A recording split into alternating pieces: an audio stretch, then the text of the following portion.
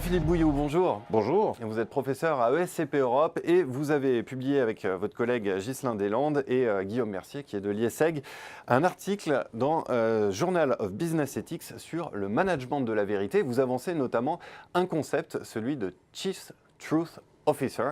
Alors déjà, c'est qui ce Chief Truth Officer qui doit trouver sa place dans les organisations ? Alors, dans ce papier, l'argument que l'on avance, c'est que le Chief Truth Officer, c'est le dirigeant. C'est le dirigeant. C'est le dirigeant qui est en fait le maître de la vérité, si on devait trouver une traduction. C'est-à-dire c'est celui qui est chargé, en interne ou en externe, de dire le vrai, de dire ce qu'il faut dire. Parce que le dirigeant est dans une situation paradoxale. On lui demande à la fois de dire le vrai et en même temps, il ne peut pas tout dire. Il ne peut pas révéler ses secrets de fabrication. Il est tenu à la confidentialité sur des données personnelles de ses collaborateurs.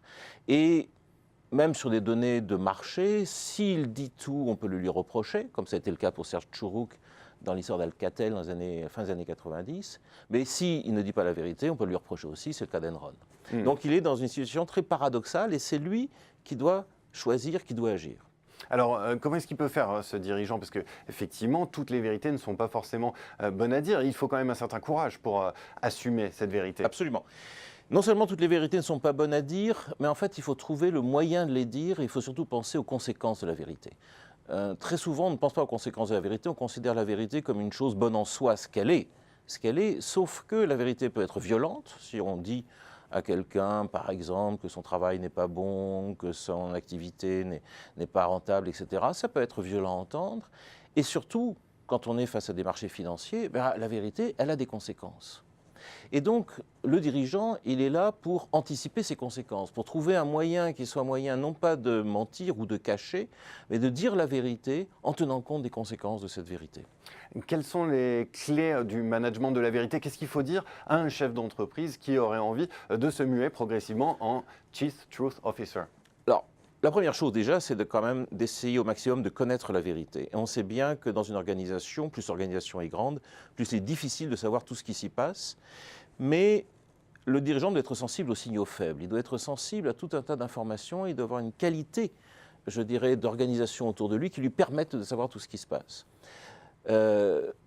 On a bien vu avec Volkswagen, quand le dirigeant a démissionné à cause des scandales, des révélations sur l'utilisation des logiciels, que finalement le dirigeant disait qu'il n'était pas au courant et probablement qu'il ne l'était pas. Mais la première chose face à la vérité, c'est de la connaître. La deuxième chose, il faut établir des stratégies de régime de vérité.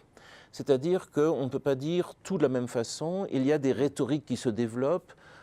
C'est vrai que les agences de communication aident les dirigeants à dire des nouvelles bonnes ou moins bonnes. Et ce que l'on attend d'un dirigeant, en fait, c'est son meilleur effort vers le vrai. C'est-à-dire on attend de lui qu'il soit sincère, qu'il montre ses meilleurs efforts pour dire le vrai. La vérité, on ne la connaît pas toujours, elle est quelquefois difficilement connaissable.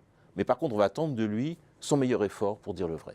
Eh bien, merci beaucoup Jean-Philippe Bouilloux pour cet éclairage sur le management de la vérité. Je crois que c'est un sujet inédit à ce jour sur Xerfi Canal. Merci encore de cet éclairage. Merci à vous.